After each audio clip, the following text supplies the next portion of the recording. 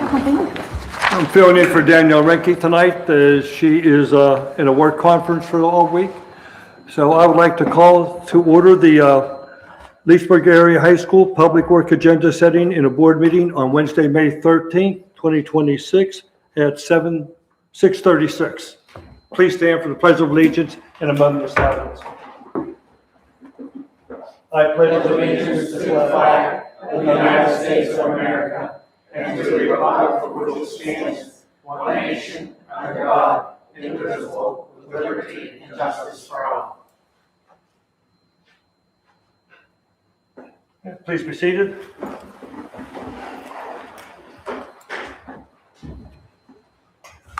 We have roll call, please. Here. Mr. Brady? Here. Mrs. Knight? Here. Mr. Leppish? Here. Mr. Lopez? Here. Mr. Pauls? Ms. Stewart? Here. Mr. Townsend? Here. Okay, thank you. Executive session was conducted prior to the public meeting at 5:30 p.m. on May 13th, 2026 in the Leesburg Superintendent's office to discuss legal issues, contracts, personnel, and board relations. And do we have any student representatives here this evening? Oh, please, like your celebration of students, please come forward.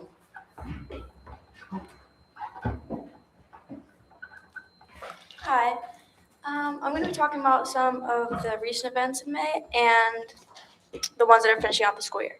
So the first one is prom. It was May 1st at Hillcrest Country Club. The snapshot of Ms. Perrock helped set it up, and so did students who helped decorate the stage. And then the middle school and high school band concert was on May 7th. That was grades 6 through 12. And then on May 14th, tomorrow, there's a taiko and jazz band concert. That's 7 p.m. in the high school auditorium. And on May 21st is the middle school and high school choir concert, also 7 p.m. in the auditorium. And then for sports, junior high volleyball completed their season yesterday with Springdale. And then the varsity baseball finished second in the conference and earned a 5 seed in the playoffs.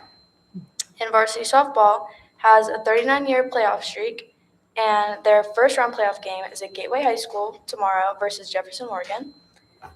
And then we're going to have sports physicals May 28th in the athletic trainer's office.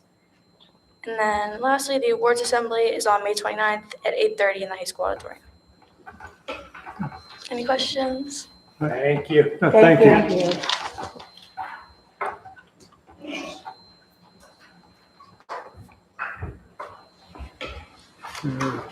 Okay, Mr. Tucker, any? Yeah, we got to.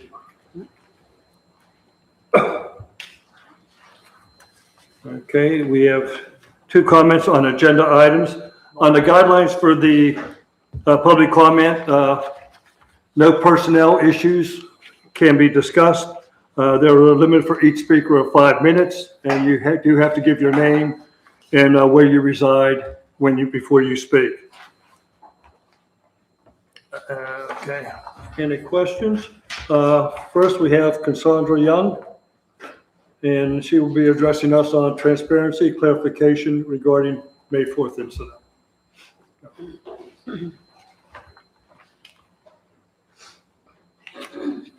Good evening.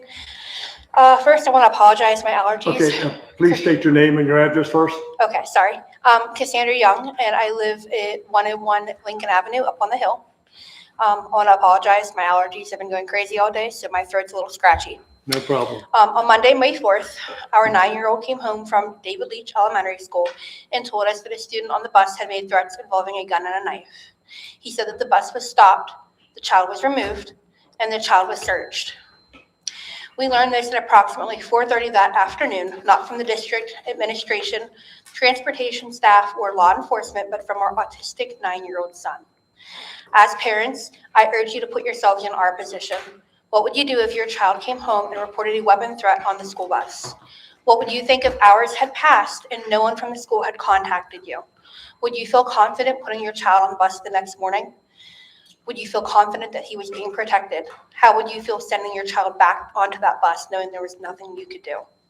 At first, we wondered whether Coda may have misunderstood what happened. He does have autism, and due to this, he does often misinterpret sarcasm and exaggeration. It's difficult for him. We calmly contacted the school and reached out to other parents to better understand the situation.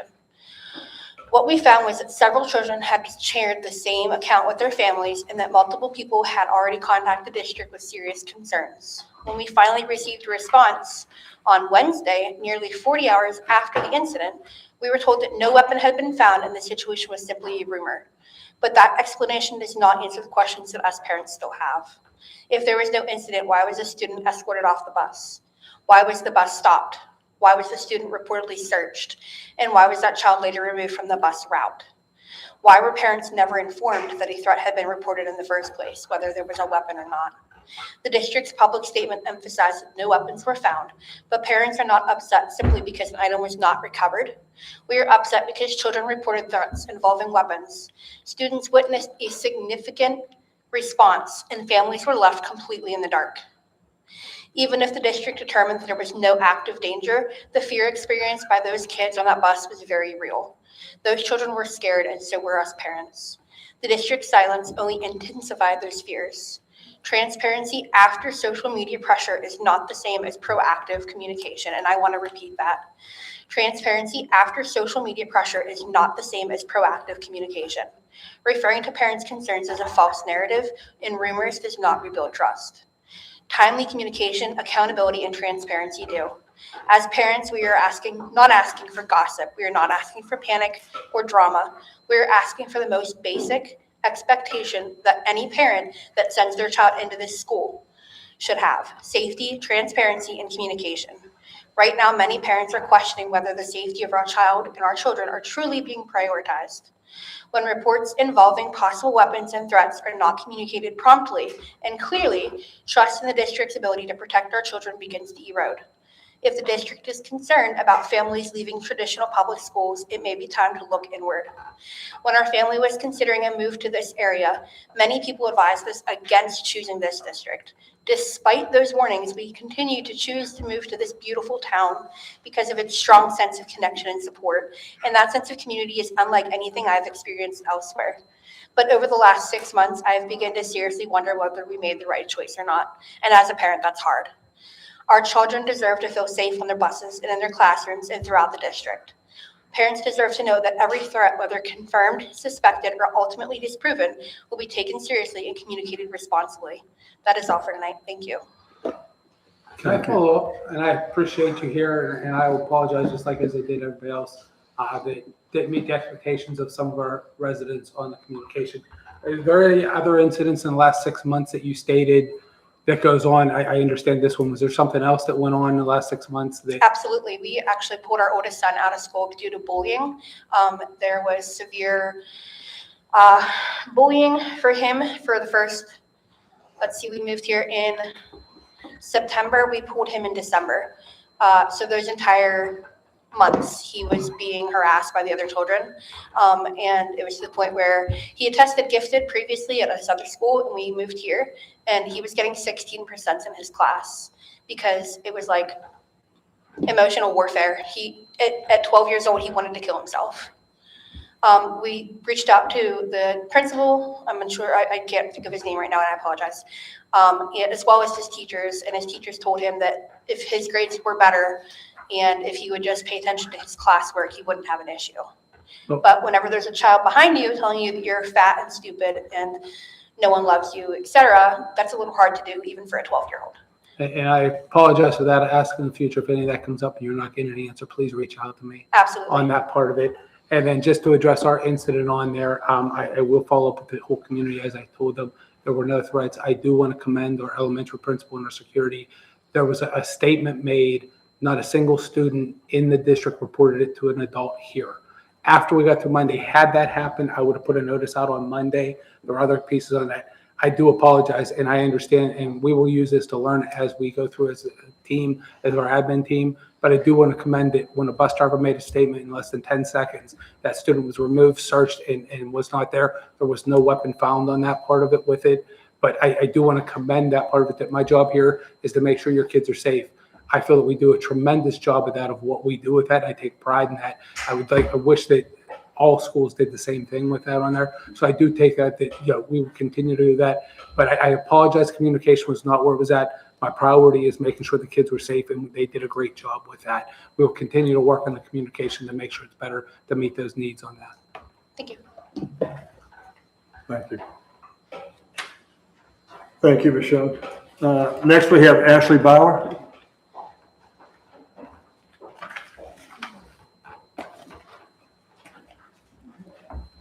And this is regarding the weapon-related incident and transparency with communications. Please state your name and your address, please. Good evening. I'm Ashley Bauer. I live at 1211 Entrance Drive, West Leechburg. Good evening. My name is Ashley Bauer. I'm a resident of West Leechburg. I'm a mother of a current kindergartner. I'm emotional because of what happened and listening to that, so forgive me. But I'm here this evening to speak in regards to that same weapon-related incident on bus 2 on May 4th. As I expect most of you are aware, I emailed each of you board members. I only heard back from the president, but many details remain unclear and scattered throughout the community. What I do know is that my 6-year-old saw appear with what appeared to be a gun and looked like a gun on the bus. The bus driver reported this to school leaders as he had reason to believe that child had a knife. He was searched and a small replica gun was found. My daughter was told her father and I about the gun at dinner. I immediately emailed to make a report and never heard back until after school started the next day. Looking back, I should have contacted the local police and filed a report, and this would have hopefully calmed my mind before having to place her back on that same bus before I had any answers, and create an avenue for transparency.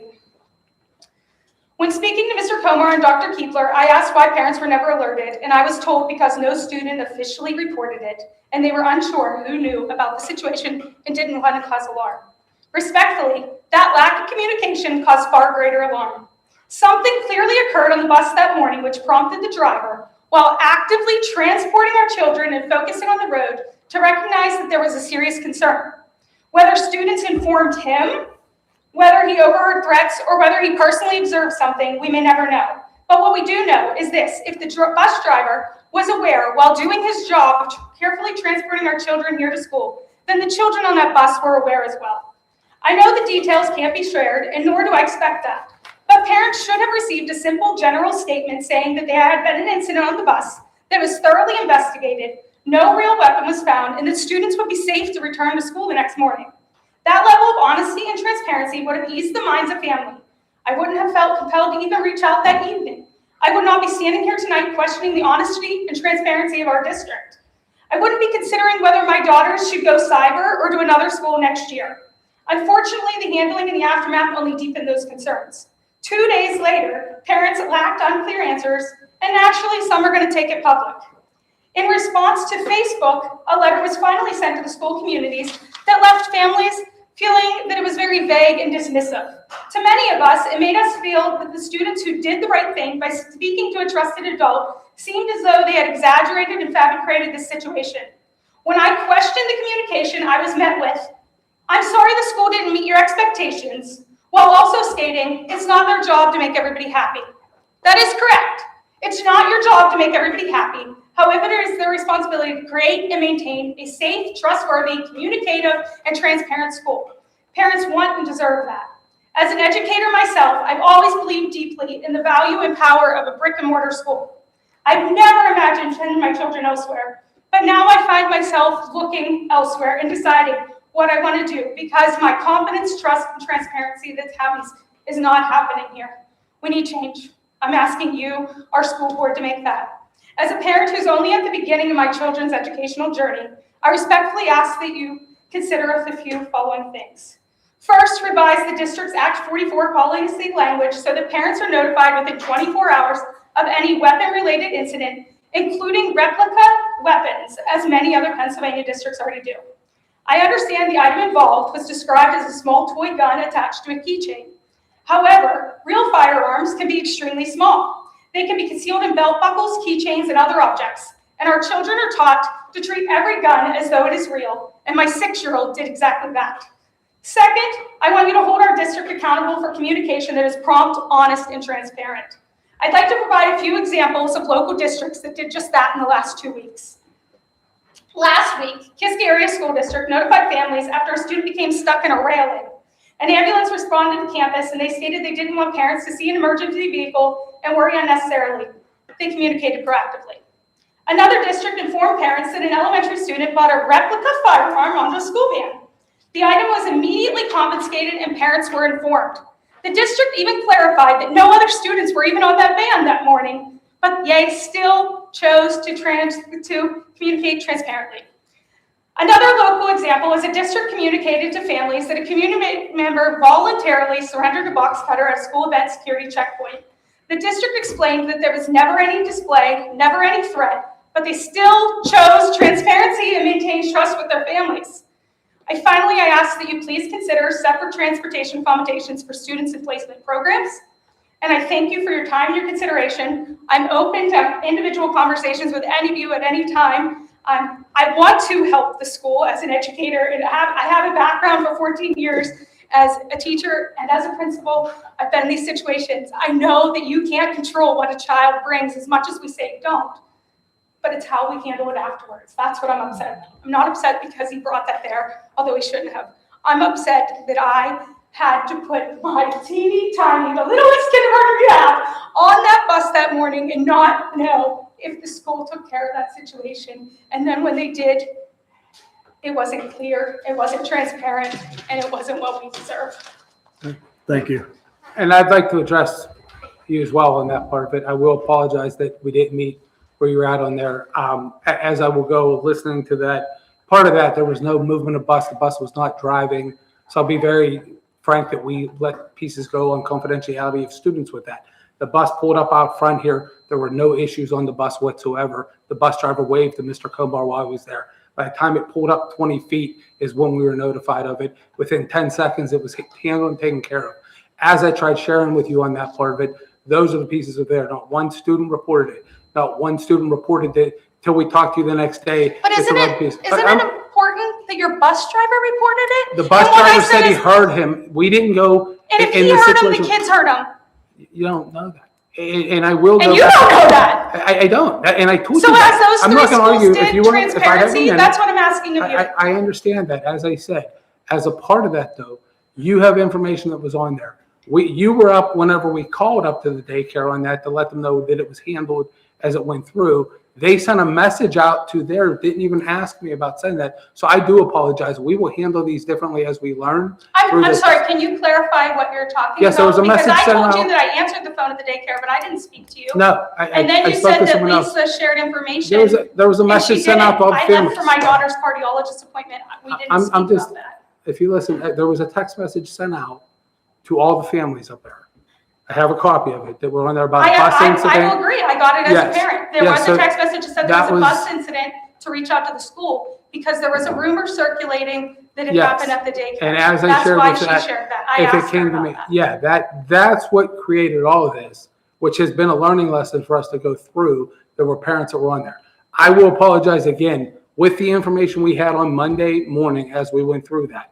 We handled it. It was 10 seconds that was handled on that. To go through and create to do that, if we had the other pieces that were there and anybody shared it with that, we 100% would have put a message out of what was going on with that. We have to be selective on where it's at with the students that are involved with what was happening on there.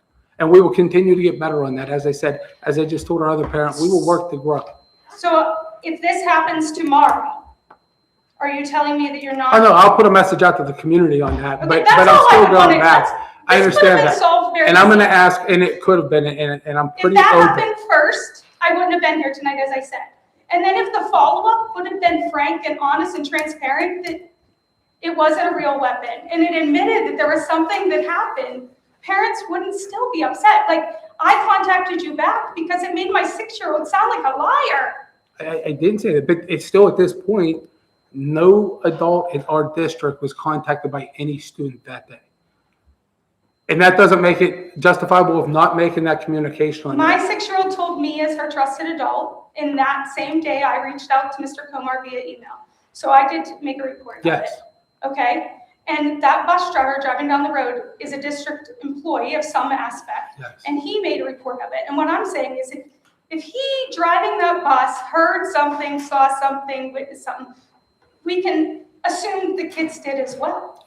And so that's why I I'm just- asking for that letter. Yeah, and all I'm asking is that And please be transparency. appreciative of the safety that what my admin team did on that. I apologize. We will do better communication. But I've heard a lot of, I'm asking to thank them because there's not many other districts would have handled it in 10 seconds and had it taken care of. And that has been hidden throughout all of this, of all those pieces on it. That was my number one priority is student safety. We couldn't have done a better job on that, Peter. But can we do better in communication? 100%. And that's We where will my work on issue it. is. My And we issue will wasn't work on how they handled the situation. I'm glad they searched them. I'm glad there was nothing found. Thank the Lord. My And we issue will is the work- communication. No, and we will do better on that. Thank you. Thank you, Dr. Cable. Yep. Enjoy. Okay. Next, we have board committee reports. Aaron, intermediate unit report, Ms. Stewart. The last meeting was the before mentioned convention meeting. It was held up at the IU in Shalakta, and I was out of town, so I did not attend. So I have no report. I do have the next meeting coming up next Tuesday up at Aaron Intermediate Unit, so I will have something to report next month. And they did, I can add to that, we discussed that today. Marion Center was a school, as we did in the past, where we hosted it last year. They put a school on spotlight that highlighted what they were doing. They said it was a great turnout to be able to highlight the schools so that way they're going to continue that. I believe Apollo's next year, they're going to keep the same format for that, but everybody was appreciative Okay, of how good. that worked. Thank you. Anything else, Ms. Stewart? No. Okay, thank you. Leonard P. Method report, Mr. Lovelace and Mr. Leppish. Lenape had 341 students apply for the 26-27 school year. The award assembly and signing day will be held on May 15th. Graduation will be held on May 22nd in the gymnasium. The doors will open at 6:15 and the graduation will start at 7 o'clock. Okay, any questions? Okay, next we have the Armstrong County Tax Collection Committee report by myself, Mr. Brady. There still has not been a meeting. I don't think we've had a meeting in 2 or 3 years. And one of the reasons why is we switched to a new tax collection committee, to do that about 3 or 4 years ago, and it's been running smoothly since then. Administrative reports, Dr. Varga. Good evening. Obviously, we're in May, the year's winding down, so that means it's testing season. So we finished up PSSAs a couple weeks ago. We're in the midst of Keystone testing. Those are end of course tests for mostly high school, but if you're an 8th grader on kind of the accelerated track for math, there's an algebra test. So we did the first 2 rounds. We had ELA yesterday and today along with biology. Tomorrow and Friday will be Algebra 1, and then next week will be makeups for students that may have been double booked because they needed to retake bio and they were taking ELA or vice versa. So we'll hopefully have those things kind of taken care of by the middle of next week with makeups and things of that nature. Also, we had the NHS induction or inductees, so I'd like to congratulate our 6 new inductees, Jillian Bortz, Sammy Cole, Adam Habajak, Joey Stononis, Jackson Vargo, and Kaylee Wenzel. I'd like to also thank Mrs. Shank and Mrs. Trella for making the program, a special event that evening and to recognize the newest members. I will say if you're looking for somebody to light candles, don't ask those 6 up there. That was hard to watch, and doing that was brutal. But they can solve calculus, so there you go. I'd like to congratulate also Jillian Bortz, earning her way to PMEA State. I believe we haven't had somebody representing us at that level since maybe 2019. It's been quite some time. I'm just excited that she had that opportunity to play at that level and also represent our school and our district, at that state level. So congratulations. Another congratulations to Talon McNamara. He is a recipient of the Founders Award, and so what that was is the video club. They attended the Digital Arts Consortium Festival at Robert Morris University. So other students who did attend were Lillian Walters, Adeline Rollison, Jillian Bortz, and Joey Stenonis. But talent. He received this award down there, so it was through that. So we're excited for him, and congratulations to that. Also, another congratulations, Dylan Bilby. He's one of our seniors. If you ever have the chance I've had the chance to work with Dylan through a number of different outlets, whether it was through sports or just being in school. Dylan's an outstanding young man. I'm excited for him, but he was awarded the Outstanding Achievement in Transition Award from the Armstrong, Indiana Transition Council on May 7th. Dylan is also, he's on quite the heater here, he's also being inducted into the LACA Hall of Fame on May 17th. So I'm excited for him. I think he's a well-deserved recipient of both of those things, and I wish Dylan the best of luck. On your placemats, I put an invite to the Elite 8 dinner. So this is the second year we're doing this. So we take the top 8 students in the senior class, and we have them. They invite an educator that they felt has made a profound impact on their educational career, and they invite them to dinner. So we all get to sit down and eat in the National Public House. They have been so gracious to host us again for the second year. So that is May 26th at 6 p.m.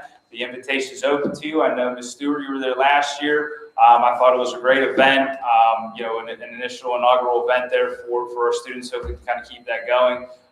But it was a great night, and hopefully you guys can share in that. So I know Dr. Keeler will be asking for some numbers here by the end of the week, so I can kind of get back to National Public House. But you guys are invited to join in and seeing our top 8 students with some of those educators that have helped them along the way.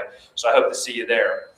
And just finally, as you know, we just came off of Teachers Appreciation and Nurses Appreciation Week. So I'd just like to formally say thank you to what the teachers and nurses do for our school district, and most importantly, our students. They do an outstanding job of trying to make this a great environment to educate, but also learn those softer skills and have experiences to set them up beyond what we have here at Leesburg. So I appreciate that and give my many thanks. Any questions? Thank you. Thank you, Dr. Morgan. Mr. Komar?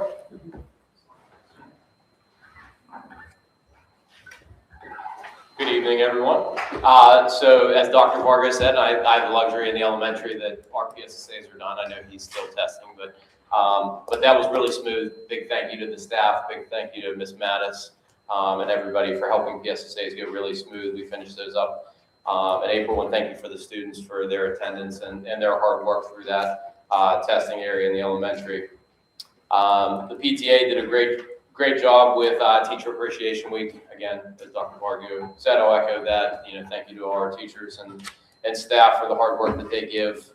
PTA is sponsoring a book fair this week, which is nice. That's down in the PTA room right after the entrance once you come into the elementary.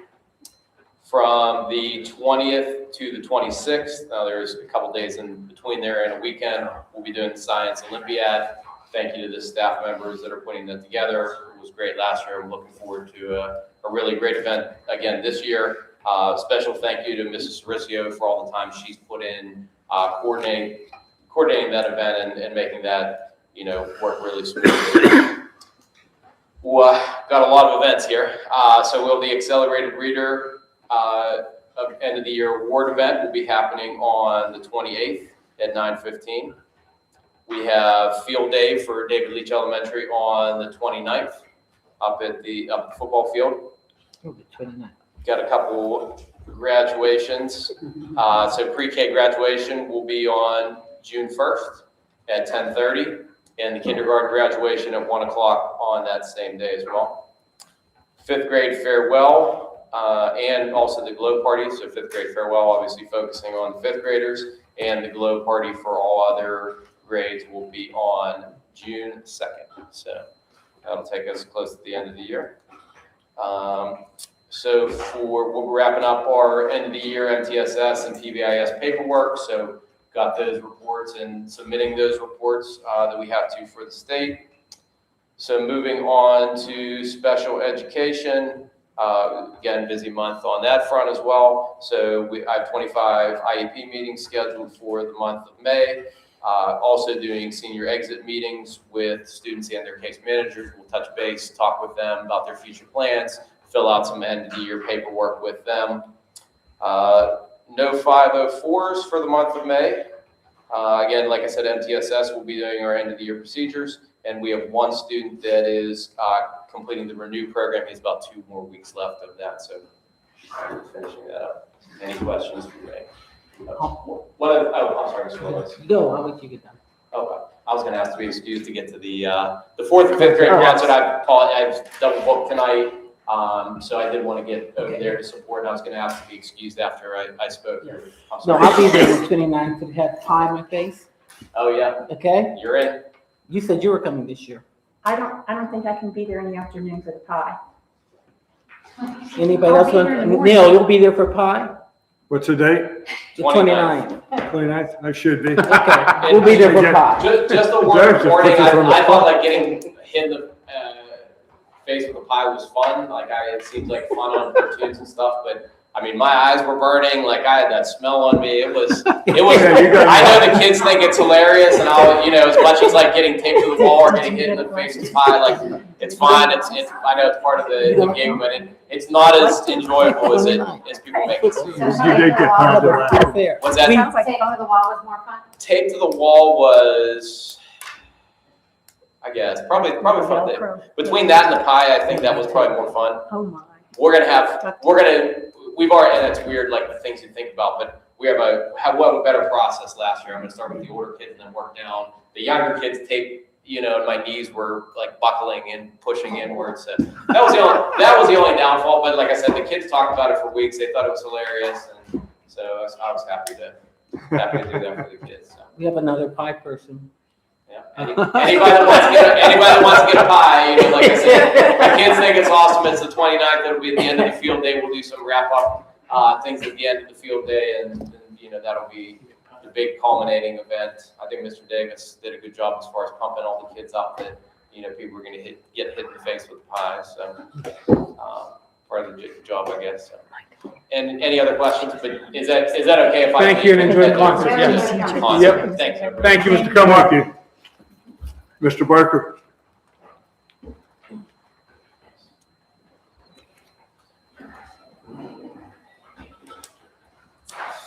Good evening. My report for the Information Technology Department, short and sweet. We've signed a contract for a security camera upgrade, and we're excited that that's going to be happening this summer. So we're not only getting a new server, we're upgrading the software itself to the latest version. We're also looking to get a mobile app so that people can view the camera footage on the go. They're not tied to a computer. And we're going to add 9 security camera systems at priority places around, or security cameras at priority places around the building. So that's on the agenda for retroactive approval, because we need to get that signed so to get under the wire before a price increase from the vendor. So we are continuing to refine our email spam and phishing attempt collection. So we've met with a vendor that does our Go Secure email filter, and we are making sure that a lot of those emails that come in that are disreputable are marked as such and don't get to the end users in the first place. We are working on setting up some new, preparing to set up some new lab computers for Dan Stitt's area for the computer-aided drafting department. So we're getting ahead of that with our help from our student tech squad volunteers, getting those so we don't have to wait for the summer for that, which is nice to front load that summer work. And there are some summer community service opportunities available for our students if they want to help out with the student tech squad. So feel free to send them our way if you have anyone that needs to collect community service hours. So that's about it. Any questions? Thank you, Mr. Barker. Thank you. Thank you. Go. Mr. Cumberland? Take it out. Yeah, just take it outside. Thank you. Mr. Soricio? Good evening, everybody. Just have a few updates from the Buildings and Grounds Department. Had a late entry for our boiler PMs that I've been talking about. So we do have that information compiled. We'll be meeting with Mr. Chaplin to review that. That same company was able to do a quick turnaround and come back and we walked the campus to look at the rest of our HVAC system, which was something I wasn't even sure we were going to entertain for this year. They were able to provide a budgetary number, a rough number on what that might be. I was pleasantly surprised at what that came back at, so we may be looking at that effort to get that put in place sooner rather than later. So I'll be meeting with Mr. Chaplow to review that. The grounds, want to commend our maintenance crew for doing a great job considering the weather that Mother Nature threw at us this year to get the baseball field and softball fields prepped for the games. We didn't have too many issues with that, a couple little stumbles, but overcame a lot of adversity with that. With those sports behind us, we'll be turning our efforts to maintaining just the campus and getting things in order for the mowing season. As far as the building, met with the roofing company just this past week, considering the fact that we'll be delaying roof replacements for a year we'll still be faced with some patchwork undoubtedly this summer. So that just came back this past week. We'll be meeting with Dr. Keebler and Mr. Chaplow to go over some estimates on some repairs that I think will have to happen this summer. Upcoming other items, we'll be doing prep both of the football field stadium and the gymnasium to prep for graduation to make sure both areas are ready to roll depending on what the weather is for that for the graduation day. And we've started getting in materials for the summer cleaning season, so we'll be getting queued up to do that as soon as school is out for the semester. That's about it. Are we working on the railings for the football? We are. Working on that. Yes, we are. So that I'm will hopefully be there. I can't promise. I'm old. I gotta get up I understand. I understand. Yeah, that's back on the radar. We'd have Fell off the done it, radar that other this guy winter, didn't, but it's whatever back on. happened to him, he disappeared that he was supposed, he made the one and Yes. disappeared. Yeah. So yeah, had another one queued up, and it got busy with other things over the winter, as did he, and just I know you'll take care of it. Yes, we will. Okay. Thank you. Okay, thank you. Ms. Skripton, next? No, she's not here. She's not here? Okay. Business report by Mr. Chaplow.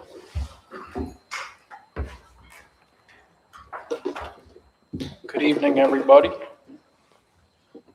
Attached are the April cash reconciliations and financial reports for your review. Bank reconciliations all tied out to zero. Commend Vanessa Walters for her work in the business office. She does a great job with helping make things easy when it comes to our reconciliations. She does very good with the bookkeeping.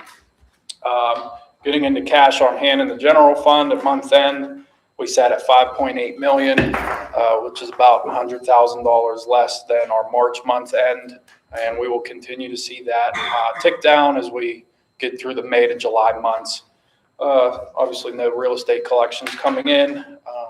Final BEF special ed payments will come in. So it's going to slow down. We're going to see that number tick down because expenditures are going to continue. Update on cyber charter. 53 students are currently enrolled. We unfortunately had 2 recently that have moved into the district. They've never stepped foot into our buildings. So that number keeps ticking up, which hurts our budget as well. On for approvals tonight, we have Delphi and Marikey agreements for outside placements. Those have been ongoing agreements. It's just renewal for next year. We have the PIMS people agreement to facilitate our PDE PIMS reporting. We have a RONIC agreement. They have been with the district for a very, very long time. We appreciate their services. So we were able to come to terms with them on a new 5-year contract that will run through the 2030-2031 school year. Unfortunately, when it comes to those contract negotiations, we will see a 12% increase to our daily run rate for next year.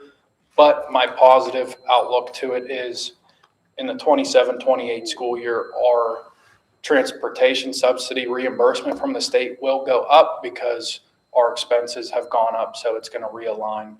We were leaving some money off the table because what the state allowable expense reimbursement was for our district, we weren't paying our vendor enough to meet that reimbursement allocation. So that was a part of our discussions in the back and forth with Sue over at Roanoke when it came to we're stressed financially already, but we're going to be able to help maximize some reimbursements in the 27-28 school year and so on after that. Also on for approval this evening is our PA pre-counts agreement with the Aaron IU. That's to continue our partnership with the pre-K program. We're fortunate we have that program. It's one of our highlights within this district. It's a great selling point for a lot of families when they're looking to move and establish families in a school district. As Mr. Barker stated, on is the Security Systems of America agreement. That's for cameras, camera servers, halo detectors, and installation. And that's going to be reimbursed through our PCCD grant that was just approved and is active as of February 1, 2026. Getting into food service, we finalized our scoring, and based on the recommendation of the scoring committee, it's our recommendation to award to the bid to the nutrition group. And here with us tonight is Joe Raybuck, the regional representative for the nutrition group, who was a part of the RFP process. I've been fortunate to work with her in my prior school districts. So thank you for showing face tonight, and we look forward to working with you guys. We look forward to it as well. Thank you very much. I would like to also say thank you, and I appreciate Met's Culinary for the time and service they've put into our district. It was a great partnership. Unfortunately, sometimes change happens, and we really liked the vision that nutrition had with our kids and the food service department as a whole. Also on for this evening is an ESS addendum. This is giving the district the ability to add custodial subs. Currently, we use them for paras, secretaries, and teachers. This is going to help Mr. Cericio when it comes to daily call-outs. We'll have a little bit of a sub-pool to help with the day-to-day cleaning and hopefully getting more maintenance work done that's needed around the district. Also within the facility realm, Mr. Cericio and I have met with NRG. If you go to Sam's Club, I'm sure you run into them a lot. They're always there trying to get you to do things for your own home.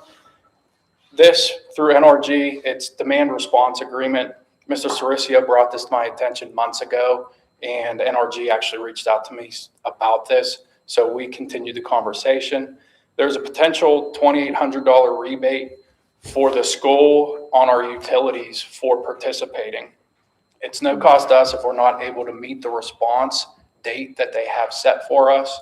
Fortunately, within a school district, they can put your window within the summer time period. So with discussions with Dr. Keebler, if for some reason they would like us to power down for a whole day during the summer, we could discuss the potential of working remote that day so we can power down to get this rebate. Unfortunately, our utility costs have skyrocketed this school year. We are already exceeded the budget numbers for electric. So this is a great opportunity for us to get a little cash back for following a simple program. Mr. Cericio, is there anything I'm missing in that program that you would like to add or help me with? That's all correct. That's basically the utility will call upon us at some point to do what is essentially a 2-hour power down. That's our test, and if we meet the goal that is set by them as far as our electricity reduction in that window, then we qualify for the reimbursement. The only potential catch to that is that if we do ever end up in a grid emergency, we are obligated to execute that same power down. Meaning, if we get into the late summer and we start having issues with utility issues with the grids going down or issues, they would call on us to do an emergency shutdown. We would be obligated to respond to that. I don't ever know that this is all a test and preparation for it, and we get a little incentive to participate. So there are some catches, as it sounds like there, but it's a great opportunity for us to get a little bit of money back in our pocket to control our expenses when it comes to utilities. Does anybody have any questions or comments on this part before I get into our proposed final budget?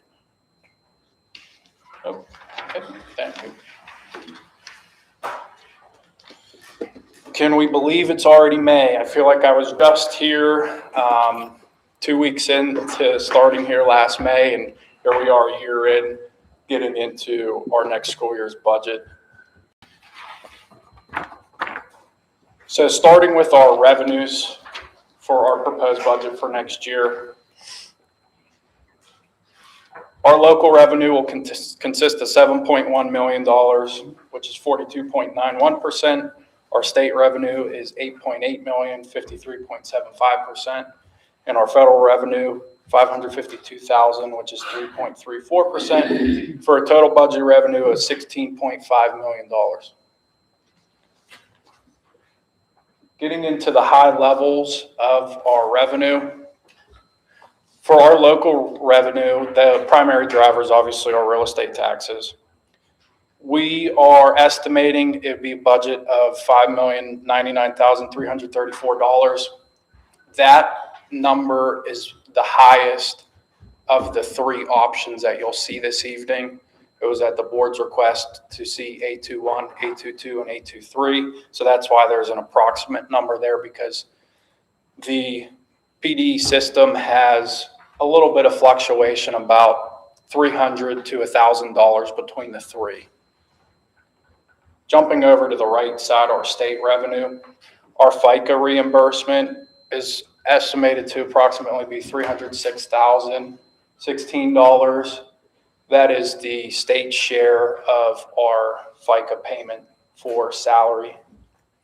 PESER's reimbursement, the state share on that is estimated to be $1,343,671.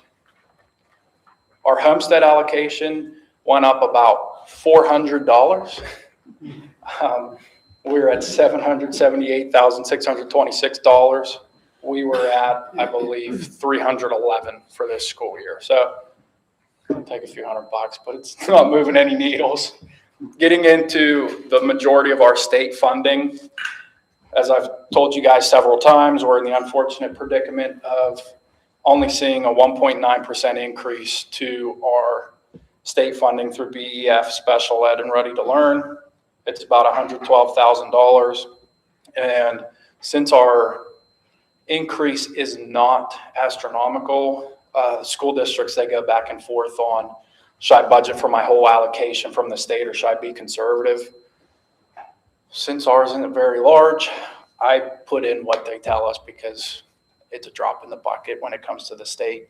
So getting into it, basic ed funding is it was up about $27,000 to that $4,828,215. Special ed was about in the same ballpark of that $27,000, getting it to $828,000.872.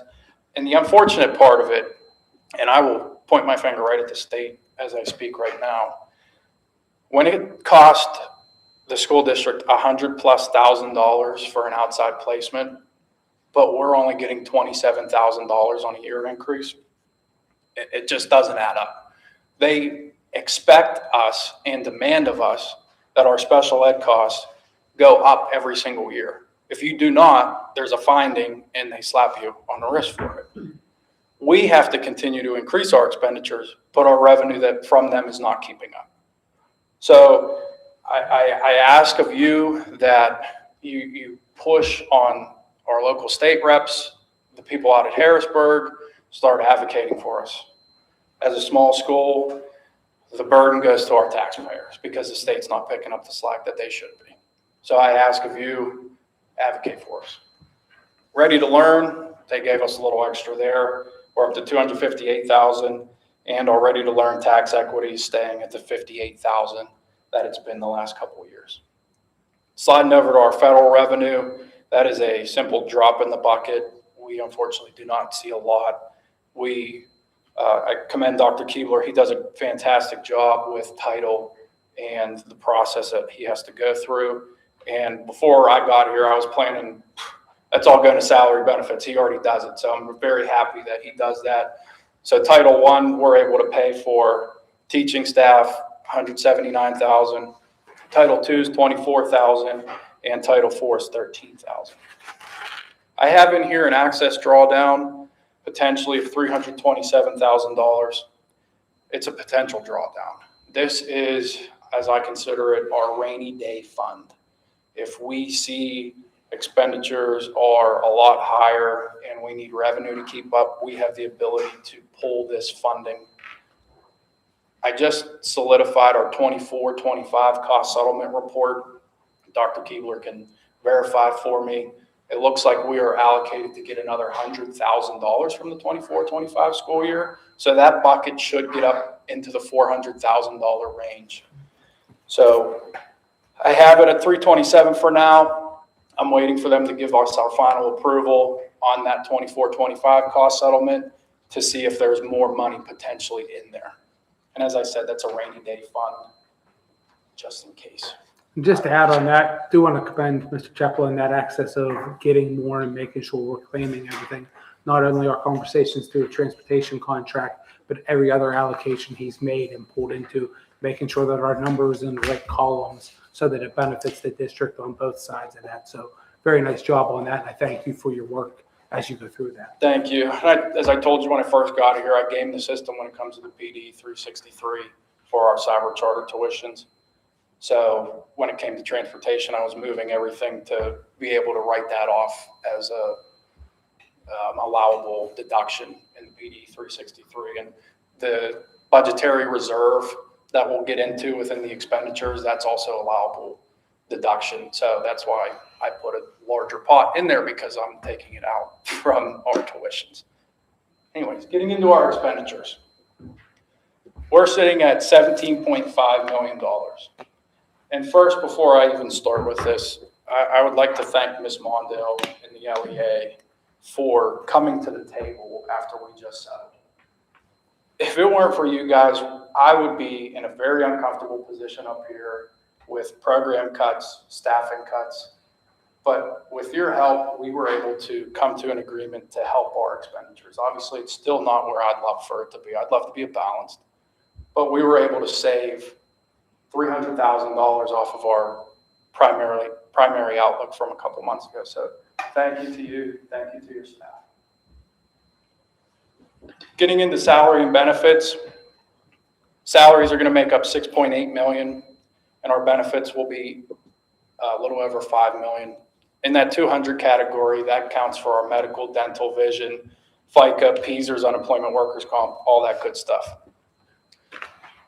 Getting into a little more of it, that 500 line, that 2.8, I'm sure that sticks out because it's a very astronomical number. That's where our cyber charter tuition bills are and our outside placements. We'll get into that once we get into depth.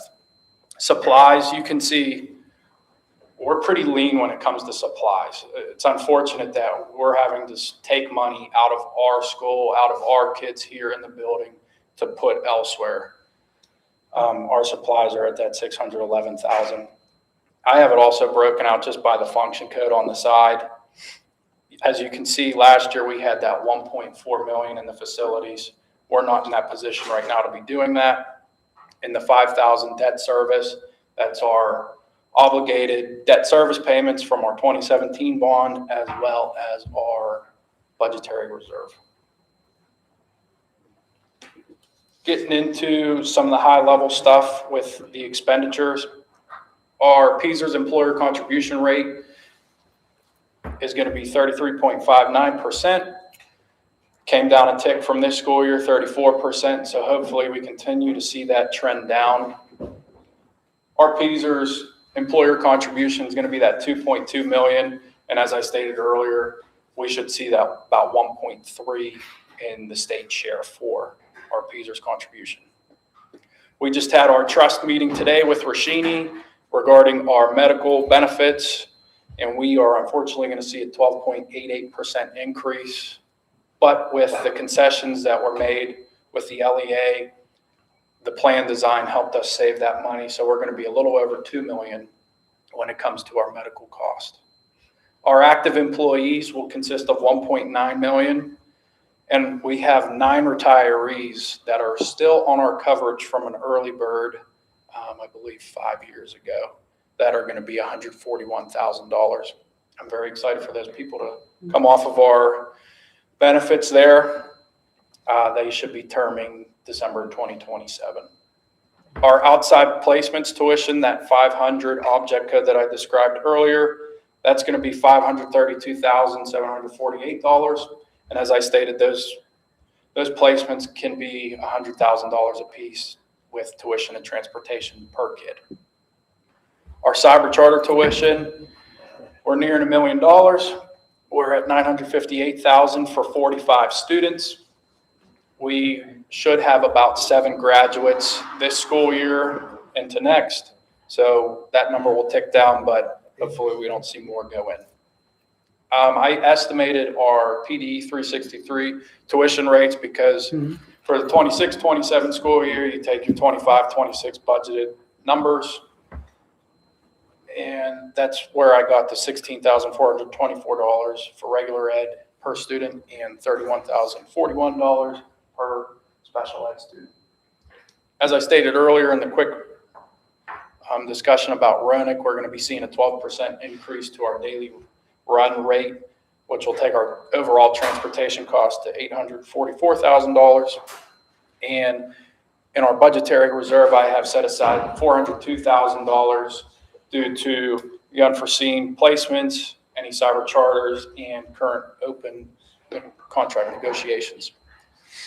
And unfortunately, we have to have that set aside because, as we've seen this year, we have eaten our budgetary reserve for additional cyber charters. Just a quick overview of our revenues versus expenditures. We're looking at a $978,000 deficit. If we were to exclude our budgetary reserve of $402,000, we are looking at $576,000. So we're slowly closing the needle from my first presentation to you all in February of our overlook. So within the next month, we'll continue to see what revenue streams we could try to be creative with and what expenditures we can continue to review. The fun topic of it all, since we have One three. question, yeah. Yeah, go ahead. Yeah. Our deficit is almost the cost of the cyber students that we have to pay when you look at it, basically. Otherwise, the school would be operating not out of, wouldn't be making money, but would be. Would be balanced. Would be a balanced budget. Yeah. And I know we discussed it prior, we are working with the Allegheny Intermediate Unit to create a marketing campaign of the Leechburg area, all the great programs and offerings we have for our students, to hopefully go door knocking to our cyber charter students this summer to try to get them back in our building to help us with our expenditures and provide them a better education that they possibly have. And we offer a cyber program here within Leechburg also. So for tonight, on for approval, there's 3 different proposed budgets, and they consist of the following under A21. So A21 is using the municipality ratio that's set by taking the STEB assessed value divided by the STEB market value for each municipality. When I put this into the PD software, it gave us a millage of 27.12 mils. And I gave you all packets in front of you for you all to reference, so it's easier for you to see. So under A21, it's using the municipality rates, as I said. The millage is going to be lower because the assessed values are higher. So an overview, using that, Gilpin's budget would be 2.6 million. Leechburg Borough would be 968,000, and West Leechburg would be 1.4. And that real estate budget is $5,098,000, which was a little less than what I showed you earlier. Showing on the right side, when you take the market values of all these different homes in these different municipalities, the first column you can see the 25-26 tax bill at face value versus under the 821 tax bill at face with the 27.12. So you can see Leechburg Borough for the 119,000 would drop $162, and Gilpin and West Leechburg would increase by $130 and $115.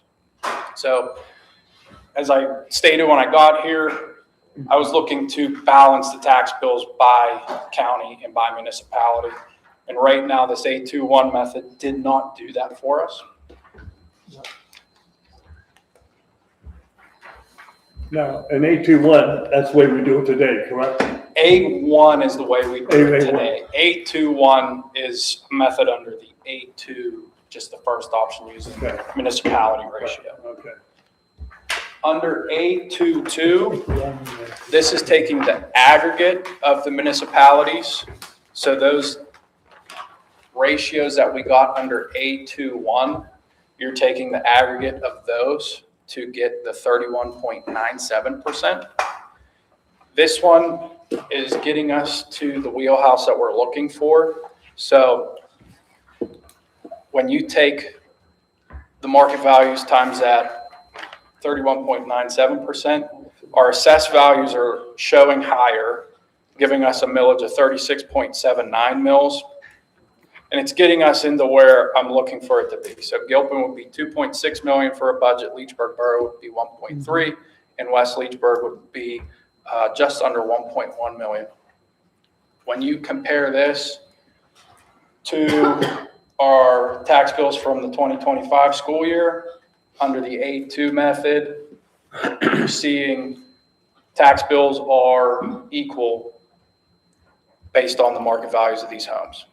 So Leechburg Borough and Gilpin would go up about $134 each, and West Leechburg would drop $281. And then into the higher range, $400,000, $499, $516, and West Leechburg would drop $1,058. The reason the drop looks so drastic for West Leechburg is there's 690 taxable parcels in West Leechburg. Armstrong County has 2,700 taxable parcels. So for 690, the 2,700 are making up for the 690 decrease. Any questions on 822? Yeah, it's on 822. We only have to do the, that's where you're only doing the Armstrong County for the, it's 823. 823. So 822, to get to our uniform assessed values, I'm going to have to take market values from Armstrong County and Westmoreland County to get our uniform assessed value with the lower millage of that 36.79. So if we were to go the 822 route, I would have to send over these new school assessed values to Westmoreland and Armstrong County for the tax bills to be processed and printed. Under 823, this is taking the lowest common level ratio, which is Westmoreland County. So as I was just stating, under 822, under 823, I would only have to be sending uniform assessed value data to Armstrong County. We'd still be able to use what Westmoreland County gives and just verifies to make sure everything's correct there, that the counties are the same. Into 823, as you can see, the assessed values are lower, so the millage is higher. But as I've told you, I hope it makes it easier now because it's in front of you. When the assessed value is higher, the millage is lower. When the assessed value is lower, the millage is higher. So you can see here under 823, since the millage is higher, it's within cents of each other though, of 822 on what the tax bill is for each. So 1411.31, 1411.33. So it's just the site of the PDE system. When the assessed value is higher, it's going to be a lower millage. When the assessed value is lower, it's going to be a higher millage. It's just how the PDE system calculates it. But it's getting us that uniform assessed value to get equal tax bills based on market values across the counties here. So these increases and decreases under 823 are about the same as the 822. It's just 823 requires a little less work for me because I don't have to work with Westmoreland County directly on these uniform assessed values. Does anybody have any questions on the 823? Yeah. When you compare the three, it's getting a more of an equalization of the tax rate between the taxing communities and municipalities, if you want to talk between West Leesburg, Guilford, and Leesburg Borough. Under 823, it is more work for Mr. Chappell going into checking, with common level ratios and everything else for the Armstrong County and for Westmoreland County. But it's sort of, to me, I think that sort of gives us a good way of valuing to keep it, to know the values between the two counties, even though it's a little bit more work for you. It keeps, we're still checking the values of Armstrong County and Westmoreland County in doing the equalization right here under 822. And can I ask, just to add that, looking at 822 and 823, when you look at the taxes rolled in from each of those municipalities, is it going back to somewhat where it was at in 17, 18, which was the last time before? And as we've talked about this, and we've been dealing with this for the last 8, 10 years beyond that, it used to always have a jump in one and then come back, jump the other way every other year, till it started going a little bit opposite of that and just going one way. Back when that last time it was balanced on there and we raised taxes, it was pretty close to those actual totals of what that revenue was going through there, which balances it back out for each of those communities with that. And then just going back to the 822 and 823, I asked to consider if we go with, and I know Mr. Chappell would recommend 823. I know you were talking about 822. It would be an option if we went 823. Each year during this process, he could show the two because they're within $1 of each other. I think if we show that to the public of here's what it's going to be, if we still go 823, we can still compare them that way. But if we approve it in 823, he would only have to do one county. We could still show the community of, hey, we're doing our due diligence, and we can change that either year. If next year 822 is a better option versus 823, we would have the ability to make that switch next year as well, just as an option with that. I have a question on between the two. Jake, are you saying with 823, you wouldn't have to have really any interactions with either county because you're selecting just lower of the two common level ratios? 823 would require work with Armstrong County to ensure that they're doing it correctly. Unfortunately, there's been some hiccups up there with the turnover in staff. So just my OCD overview, I would want to make sure that they're going to be processing correctly. So, but with 822, it would require the same thing for both counties? Yes. Yes. I can add, we've had some issues up of getting data from Armstrong County. So I know Mr. Chappell is working to get the actual vendor who sends the tax bills out so we can get that data directly to them. They can implement it so it's not stuck at the county level going through on that. So I think that's a nice piece too, that we work with them on that piece. And I'm guessing the work is just telling Armstrong County that, hey, we're using I think it's 8.88% in Westmoreland County for this year as the common level ratio. Correct. Whereas you would be calculating the common level ratio, telling both counties this is how we're assessing those properties.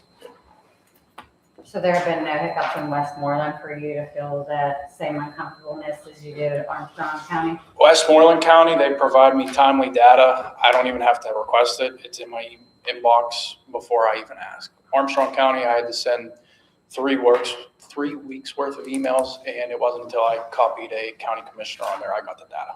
So that's the unfortunate state. I understand people get overwhelmed, position turnovers happen, but I know other Armstrong County school districts are having the same thing happen. And leading up to this, we've had extensive virtual meetings with the tax assessment office from Westmoreland County. I mean, they've taken hours out of their day to look at the different options to help try to find this solution. Do you think, oh, I'm sorry, go ahead. I would just speak from a taxpayer's perspective. I think what's most important to the people that are here today is not the millage, but the bottom line. What am I going to be paying in taxes? And if 822 and 823 are just pennies or dollars apart, that's something we all need to consider. In addition to what Dr. Keebler mentioned about we can always go back and revisit it year by year. do we want to go back to A22 versus A23? So just looking at it from a taxpayer's perspective, I think they want to know the bottom line. They don't care about what's higher millage or what am I trying to say? Assessed. Yeah, they're going to want to know, what am I paying in my taxes? So with taking that into effect, I think A22 is one that the board should consider. And that was my goal this evening, was to show you all between I'm sorry, A22. A23. I'm sorry, A23. Between A22 and A23, even though those millages are drastically different, your tax bills within pennies of each other. And this is just to show you all how a higher assessed value brings you a lower millage under A21 and A22. And the lower assessed value under A23 brings that higher millage, but under A22 and A23, it's the same tax bill. This is just the overview of the top shows our market values, the current under 2025, the assessed values, the millage, what their tax bills are at face value, and the disparity between the two counties. And the rest of the way through just shows A21, A22, and A23. The bottom, I'd like to highlight especially, as I've stated already, there's 2,700 parcels taxable in Armstrong and 690 in Westmoreland. In 2017-18, before we saw the true variance come into play, Gilpin was $2.7 million in collection, Leechburg Borough was 1.4, and West Leechburg was 1.1. And the district was bringing in $5.3 million in real estate revenue. 4.1 was coming out of Armstrong County, our primary taxable parcel county. Under A1 in this school year, 25-26, Gilpin was down to 2.2 million, Leechburg Borough was 1.2, and West Leechburg 1.3. So we're down to $4.8 million. As Mr. Brady said, if we didn't have cyber charter bills, we could have a balanced budget. If we don't have a step issue for 10 years, we'd have additional revenue to be putting towards our budget to help us out in our current deficit. So I think we found the path to get back to that we're controlling the narrative. We're going to continue to gain the revenue that we need to sustain as a district. Some more breakdown under A21. Gilpin would consist of 2.6. Leechburg Borough would drop down to 968,000, and West Leechburg would be 1.4. Looking at the A22 and the A23, this is where we're starting to look more like the 2017-18 collections, with 2.6 million for Gilpin, 1.3 for Leechburg Borough, and West Leechburg being $1 million. And I can state that the slight tick down for each in the budget is, one, we've lost $500,000 in real estate from 17-18 to now, but our homestead allocation has also gone up. So when it comes to taking it into PDE software, they factor the homestead allocation versus the percentage collection to give you your budgeted number. Getting back to the A22 and A23, Mr. Chaplin's done a hell of a lot of work in doing the calculations. And he's going to have those calculations, we want to keep them here, but those calculations, it can be replicated for each year going forward with the calculations that he's done. We could switch it any year, A2 and A3, make it more equitable amongst all the communities, amongst all the taxing communities. And that's what we tried to get at. Years ago, when I was on board, would go, 1 year would be up, 1 year would be down, 1 year would be up for Leechburg, 1 year would be up for West Leechburg. There was always the disparity. This makes it more equal. I want to add to that, Mr. Brady, too, that the assessment of your properties in all your communities was outside of your control, right? You were just plugging in, hey, we need X amount of dollars every year from all your taxpayers, and the calculations with how the two counties assess their properties took care of the rest. So the district's been handcuffed for nearly a decade in bringing in revenue on a responsible basis. Westmoreland County is more efficient than our, from getting the data that you need. And as Mr. Delfonso said, I'm sure you all see it in the news, Allegheny County school districts are going through the same thing due to the common level ratio. We're seeing the same thing with common level ratios changing in Westmoreland and Armstrong, and that's a big driver in the last 10 years on why we've gotten to the state we're in. Yeah, and if you did notice, Allegheny County is considering another reassessment. Westmoreland County's been dragging their heels for a very long time. But they're kind of in a tough situation where that may eventually come to fruition too. Yeah, just adding to it, I want to thank you, Jake, for the work on that. Like I said, we've done a lot over the last year since you've got here, and we went from going after counties, going through stuff, to really digging into it, where we found the answers to what we're talking about. And I think that over the last 2 budgets that I've went through, we've had members of the community come in here yelling at the board of, hey, here's what's going on, when we had zero control of that. It was coming out. Future, as we put this in place moving forward, if there's a tax increase, we can be answering for it of, hey, we have these costs, we have this X, Y, Z, but we're responsible for making that increase, not because the state and some board that is out in Harrisburg that's in a computer spits that number out. So I think that moving forward, this allows us to take that local control of what we're doing with it. Just as, you know, the teachers have done that to take responsibility for it, we're taking some responsibility so that we're able to do that going as well. So thank you for that work on that part of it. I think other schools will be looking to you for advice. We'll see if they follow suit. I'd be willing to bet there's a lot of them giving Jake a call in the next year. Getting into our fund balance overview, I think it's important to highlight this. 25-26 school year, we could be looking at a fund balance of $3.9 million. Getting into 26-27, our proposed final budget with our $978,000 deficit, if we were to use our full budgetary reserve, we would be getting down to $2.9 million at the end of June 30, 2027.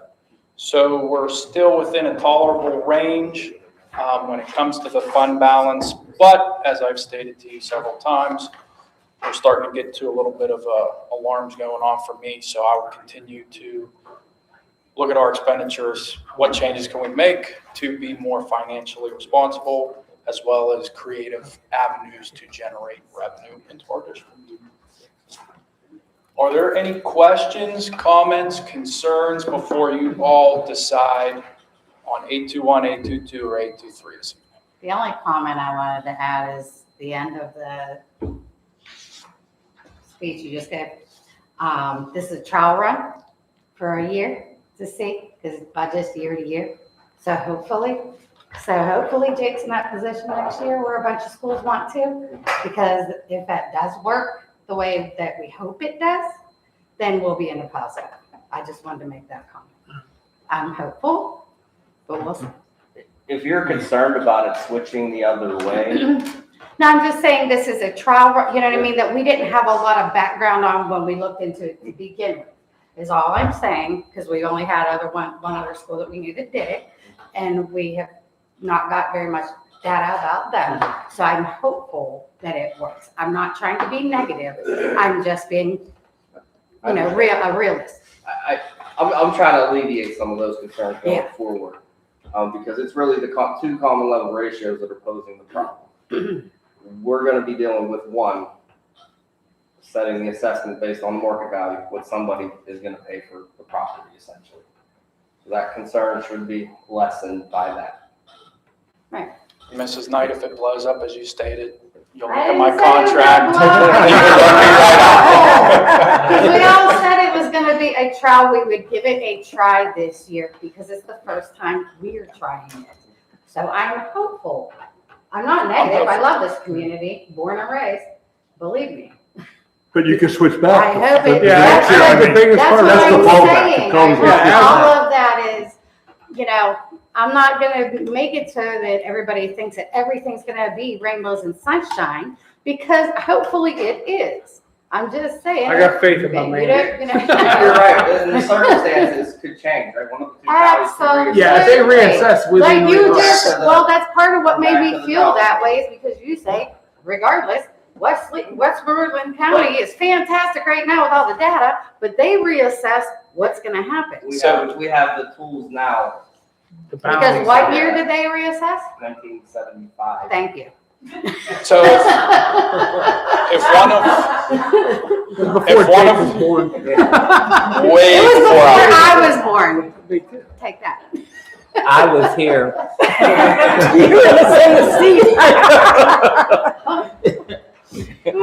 If one of our counties were to reassess, there is a line within PD general fund budget software for counties that go into reassessment. So that does come into play. If there's reassessment, we'd be in talks again with Ben Haft and the crew out of PD to make sure we're following the proper channels with any reassessment that might happen. And ultimately, our goal was, as we looked, and I think Jake did a great job of putting these different scenarios together, of looking at a common assessed value of that, of what the actual bill looks like. And I think that's our key going forward. If we can keep those equal, where he got it within $1 of each other, that's going to make the whole community successful on that part of it. I'll say this, you have more tools in your toolbox than you did 2 years ago. Make sure you save this somewhere safe. It's in an Excel. I got it saved some places. In paper and on the computer. And for more reassurance, for more reassurance, before tax bills are even printed and processed, government software solution that we use for Armstrong County, they send over a preview to make sure everything looks accordingly, to make sure tax bills at face value are where they should be for Gilpin and Leechburg. And Westmoreland sends us over all that data as well to make sure everything looks within where it should be, to make sure people are paying the proper amounts and we're going to be collecting the proper revenue we need. Anything else? Thank you all very much. One question. Out of the three, you think 823, right? My recommendation would be 823 because you're taking one common level ratio rather than 3 combined as the aggregate. Thanks. Thank you. Thank you. Next, we have Ms. Waddell from LEA President, and I would like to reiterate what Mr. Chaplin said before. We thank you and the Leechburg Area School District, the LEA, the teachers, in considering doing something mid-contract, which is rare and not usually done at the time, and it has benefited the school district. As he said, about $350,000 in savings. It shows the intent and the dedication and the benefits that you have for the students and for the administration here within the school district. And family. we thank you. That's what we do. Happy May, finally. The light is at the end of the tunnel. Kindergarten has been rehearsing and preparing their songs and dances for their 2026 graduation. As Mr. Komar said, that their graduation is June 1st at 1 o'clock, so you're invited to attend that. Kindergarten is also participating in a consonant countdown, reviewing each consonant until the last day, and activities every day relates to a consonant.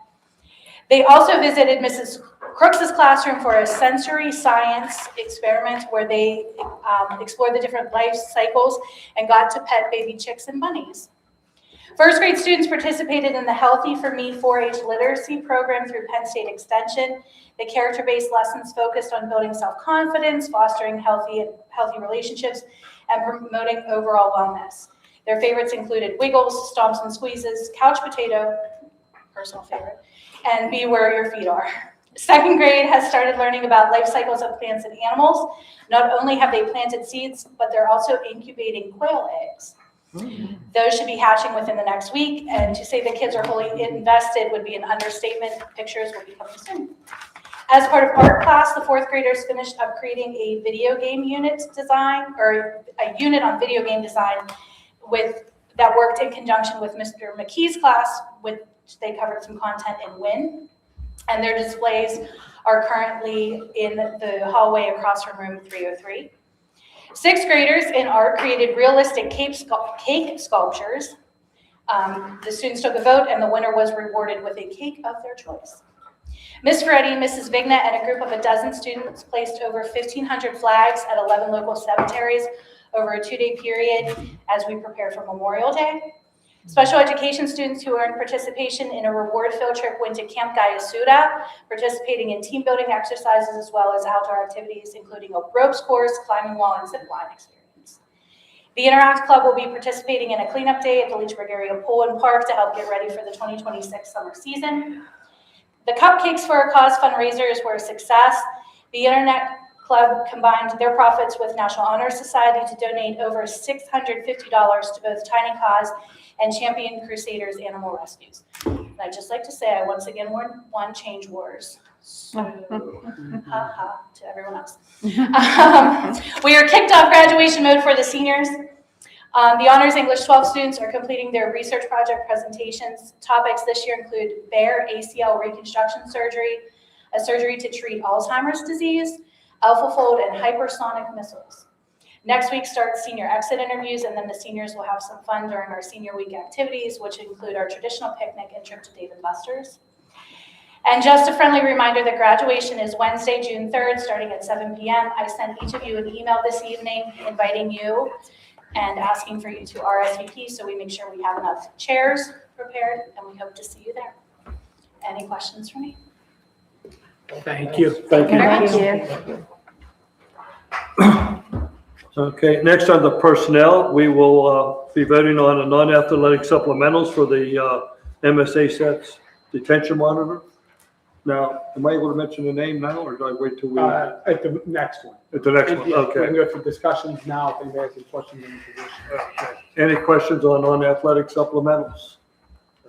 After that, at 7.2, we will be dealing with the athletic supplementals that we have, which will include football, volleyball, and cheering. And we will mention all the names again when it comes to the, in the voting session. Included under personnel in 7.3, we have retirement of employee number 515, which we will be voting on. Questions? And also the furlough of employee 5 of number 966 and 7.4.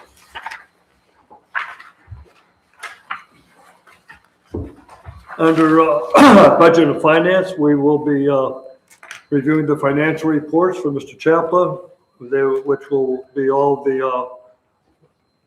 check for the funds, the budget transfers, cash receipts, food service year-to-date expenditures, food service year-to-date revenues, general fund balance sheet, general fund year-to-date expenditures, general fund year-to-date revenues, Leesburg cash reconciliation, treasurer's report, profit and loss statement, ProSoft general fund treasurer's report, student activity balances, and the May financial dashboard. Any questions on any of the reports? Comments? Okay. Thank you. Under budget and finance, under 8.2, we will be payout of the unused vacation days. We will be for the people we will have we able to put the names when we. Yeah, I mean, we can put those in, and I'll talk, I may rescind this just so everybody knows, I see my doctor on the 21st for MRI. I believe I'm having shoulder surgery in June. That's why I have days, because there's everything due during that month. So if I'm out 5 or 6 days for shoulder surgery, there's no way I'll be able to take a couple more vacation days on that. With that, normally I value my days that I take them off on there, but I don't think I'll be able to. Yeah, the unused vacation days are included in Act 93 contracts. Yeah, so it's we just myself have to and Mr. authorize it. Thank you, Dr. Faber. In 8.2, in budget point, we will be okaying the Adelphi education contract, which I think Mr. Chaplin mentioned that earlier. We've had this agreement in the past. These are all yearly renewals with them. Also in 8.4, we'll have the 2026-2027 Amerikey agreement, which was talked about. Any questions? And the 2026-2027, the PIMS people agreement. And 8.6, the 2026-2031 road agreement for transportation, which was discussed. 8.7, 2026-2027 PA Pre-K Counts Partnership Agreement. And this is an ongoing agreement also. Yes. I think. It's through the IU writes the grant, and then we yearly help renew it with them as they get through it. Okay, thank you. 8.8, the Security Systems of America Agreement, retroactive approval. And this is the part that Mr. Parker talked about. This is for our cameras, the halos and everything as part of the PCCD grants. We did move it forward with it because the increase was going to hit May 1st with that. They approved it. So we want to make sure we lock those prices in with it. Okay. At 8.9, we are going to table for the LEA MOU agreement. That will be tabled until the next session. 8.10, we have the 2026-27 Lenape General Fund budget casting ballots. 8.11, the award of the food service management bid. We will be approving that because as Mr. Chaplin said, it went through an RFP process. 8.12, we have the 2026-27 general fund proposed final budget. Questions? You would have a discussion here of whether you want to do A21, A22, or A23, so we know what we can put on for the final vote. Because we need to know, we should discuss it here to see what we want to do. Yeah. Let's see, for this guy, A21, I say definitely out. Yeah.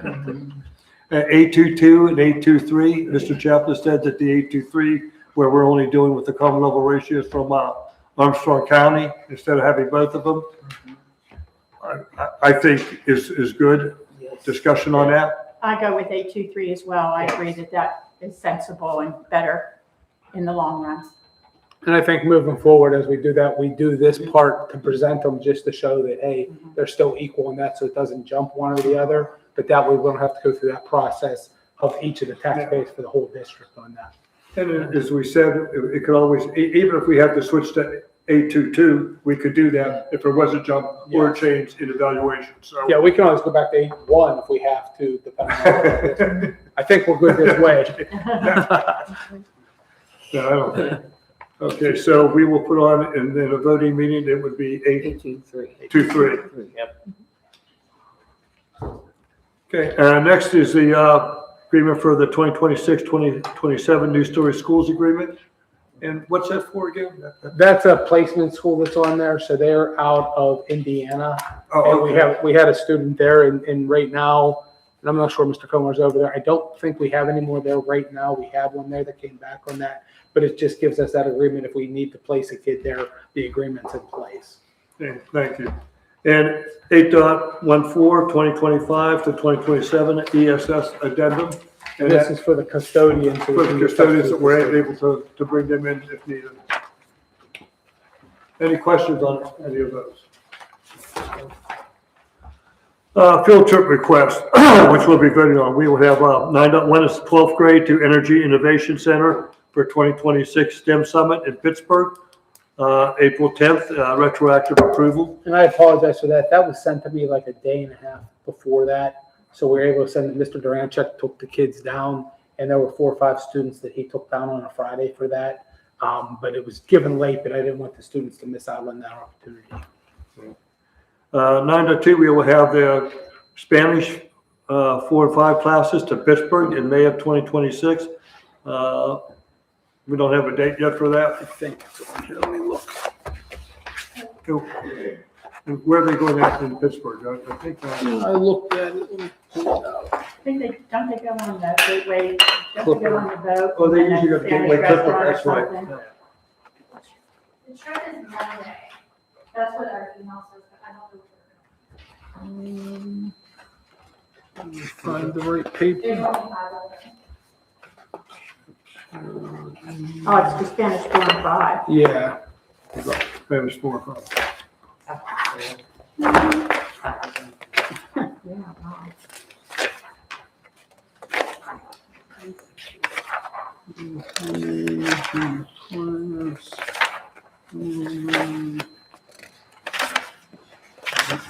Well, what's the date on Monday? I guess that's what it is.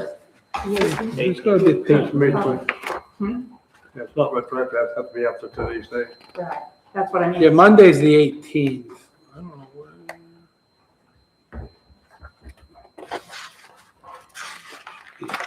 Well, if they haven't done it yet, we know it's not retroactive, so we can just approve it I'll as find it it is. here. Before we vote at the next one, I'll get you Okay, the date. that's good. Yeah. 9.3 is 2nd grade to Friendship Donuts field trip on May 20th, 2026. School board invited? I asked, It's good. No, it's my daughter's. my Yeah, I was gonna youngest- say she's My in. youngest is going, yeah. I think that's a cool idea. And 9.4, field trip request, senior class goes to David Buster's on May 27th, 2026. And that's like an ongoing trip for the senior class, isn't it? They've gone there before, Yeah, we've, Yeah. at least 10 years. 10 years, that's before. They're like, 9.5 is the junior senior class to Hillcrest Country Club for the prom on May 1st, which is retroactive. No, that's for 27. That's next. 2020, oh, There, yeah. we have the plan for next year. Well, damn, 27. Yeah. Junior senior. Yeah. I think it was nice, when I heard about it, they said the prom was a really nice way to sit up at Hillcrest.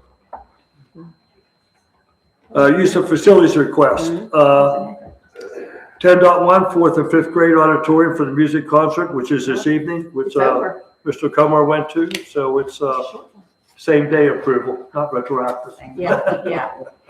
Well, it's retroactive, the fact that it Yeah. wasn't in earlier. Because they started before. Yeah. Okay, marching band room for parent meeting on May 27th, 2026. 10.3 would be guidance auditorium for senior award ceremony on May 29th. The same day's field day. And 10.4 would be the senior class Veterans Memorial Field for graduation on June 3rd, 2026. 10.5 would be guidance auditorium for parent financial aid night on October 1st, 2026. And that was a change as part of the new requirement. Every senior is going to be required to fill out the FAFSA as a part of the state law on that part of it. So we're going to make sure we're presenting information so they have it for them. 10.6 would be homecoming for the auditorium for homecoming assembly on October 9th, 2026. And the last is 10.7 is a junior class auditorium for prom grand march on May 1st, 2027. Next, we have the professional development request, 11.1 for Kristen Horniman, 2026 PKC and HSSAP grantee gathering at Blair County Convention Center in Altoona, Pennsylvania, May 27th to 28th, 2026. For under curriculum, 12.1 ASVAB testing, October 6th, 2026 at 7:45 a.m. What is ASVAB? ASVAB for the military services. Oh, They'll okay. come in the morning. We do it every year with that, so that's the part. Okay, thank you. Next, we have a report by Dr. Kedro for the superintendent. And just to follow up, I will talk with Senior Shank. She did just put Mayo in here, but if it's Monday, I'll ask her. And she only had Pittsburgh, but it's a cultural trip through Pittsburgh. I'll get a little bit more details next year on that. Did she send an email? I didn't get it. Perfect. So she said it's Pittsburgh Historical Segway Tour and ethnic lunch. Oh, they're on the Segway. Aren't there Nice. these things that you? Yeah, that you stand by. It's a good thing there's only 4 or 5. Is it Monday, the 18th? Monday the 18th. Perfect. I think that's on that, picture boat is the big gold. Yeah. Monday, the 18th. Yep. Just for my report, first off, I want to start off again in Ms. Mondell and the rest of the staff. As I've always said, as she said in the statement, it really is a family here. I do build through transparency with our staff through every step of our way as we talk budget, as we talk positions, as we do each of those parts. I can't thank them enough for working with us on that part of it, because that is a tremendous saving. And as Mr. Chapel said, as I've been here for the last 10 years, there's been times that I've given up positions when they were not needed. I've always asked for them back on that part of it. It's not in my DNA to say, hey, we're cutting what we're offering kids here. So this was able to get there. I think this is just the start of others with the healthcare and what we're doing. We will continue to work on savings on that part, as well as looking at other savings throughout the district to do that. So I want to thank you on that and everybody else on there. Tomorrow we have our PAC meeting up at Lenape, and following that we will meet with the Armstrong superintendents as well as Lenape's executive director. We met 2 weeks ago with the Armstrong County commissioners. There was some opioid money from a settlement that was given to the counties. Cambria County used it to put the RISE program into every school, which gave them a counselor in every school district there. They got more money than what we got. So we approached them with trying to have a conversation of, can we do something along those lines in Armstrong County? We learned that the Drug and Alcohol Task Force of Armstrong County is also trying to get that money. So we're looking tomorrow, we're going to put a plan together to present to the commissioners as well as the Drug and Alcohol Task Force to try to get some funding to come back into the schools through part of that settlement. And as we talked as groups, and we would have Armstrong, Freeport, Apollo, Leechburg, and Lenape, we have different needs throughout that. So do we have a social worker? Do we have a behavior coach? What can we fund through that would be helping out? And ultimately, we're trying to share with the Drug and Alcohol Task Force as well as the commissioners. All this goes back to the same thing. It may not be treating the drug and alcohol recoveries of it, but if it's parents who are dealing with that, we're going to be dealing with those children with that. So really trying to open those doors up. They had a meeting the week before we were up there. We were not invited. We're hopeful that we'll be invited to those meetings moving forward so we can work together to help the communities in Armstrong County. Next week, I have federal programs meeting up in Erie. I will be leaving Monday afternoon. I'm going to attend Tuesday session and then come back home. It was a 3-day session. I've attended it multiple times for the 3 days, but just don't have the time to spend up there with that. We're required to have someone there. So I figured if I get up there for a day, we'll come back, get the meetings, get the updates we have for those pieces with that. As Jake said earlier, with our federal programs, we were able to transfer our Title II and IV funds into Title I. It still doesn't pay 100% of the two teachers we have, but it's a higher percentage of that. Previously, when I got here 10 years ago, we used to pay for about 70%, and then we'd spend about $18,000 to $20,000 buying supplies, and then you had to track that, and the other 30 was coming from local funds. We just put it all towards there. It makes it much easier to track on where we're spending our federal funds for. It makes it much easier on that. All the events coming up, I want to thank my principals and the rest of the admin team on what they've prepared as we go to the end of the year, getting ready for graduation, the Elite Eight dinner coming up. Some of the state stuff, I spoke last month about the digital accessibility that was part of the law they put in place, that they're putting pieces that you have to have different options for everything that's digital in your district. And I still don't even have a grasp of it yet because there's so much through that. It was just reported this week. The state's now going to put a year wait on that because they've realized the hole they've dug to be able to get this all in place and really realize it. The IU started putting some trainings together, so I'll start going to some of those, start sending our principals to them as they go through with that. But that's something to make sure that everything a teacher downloads, if they put it in their Google Classroom, it has to be digitally accessible by someone and different options of that. So most of our websites we use, HSA, McGraw-Hill, they do it for us, but we just have to make sure. So I wasn't sure how we were going to get through it. We've been talking about it for 6 months now. Thankfully, the state's waiting a year till they will continue to work towards that as we go through. The IU is starting to do some Act 45 work for the principal's admin team. They're going to start a book study that will give us Act 45 hours, which is nice. It's something they're going to do in the summer. It'll be done by Christmas, but that keeps us from having to leave and go out of the building for professional development on that part. As we've talked, cursive writing is coming in. They're going to start doing some scribbles to scripts training for our teachers on that. They have a couple dates set up, so I may look at the elementary staff, but this is a K-12 looking at that, so we may look and send some teachers to that as we go through with that. As we've continued up, a bunch of reports have been due in May. We're working on those parts, and we're going to continue to go through, but that's my updates for today. Any questions on anything else that we have going on at this time? Thank you. Thanks. Stay busy. May's always fun. End of the year. Under grants, gifts, and donations, we will be accepting a Secret Santa donation, and that's much appreciated. I can't thank him enough. And like I said, he sent money. We'll put something together there, and we're also going to put something together for middle school and high school kids, whatever that looks like, to try to give them something at the end of the year as well. Yeah, he's been doing that for a number of years. It's well into 6 figures of what he's given our district on that. And like I said, he's great. He sends me emails with updates on his family, and I'm hopeful. I believe he'll be available. He's come 2 out of the last 3 years to Field Day, and was able to check out the stuff. So I think he'll be here again this year. So it's all good stuff by him. Yeah, just keep on thanking him. This is great for the kids.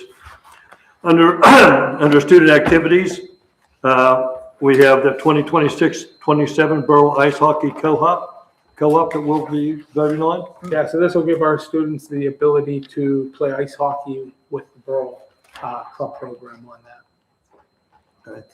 Under board-related issues, you'll need a PSBA appointment of voting delegates at the PSBA Delegate Assembly in 2026. And that is what, in October or so, I think? I believe so, yes. So, and is there any public comment on non-agenda items? I think we have.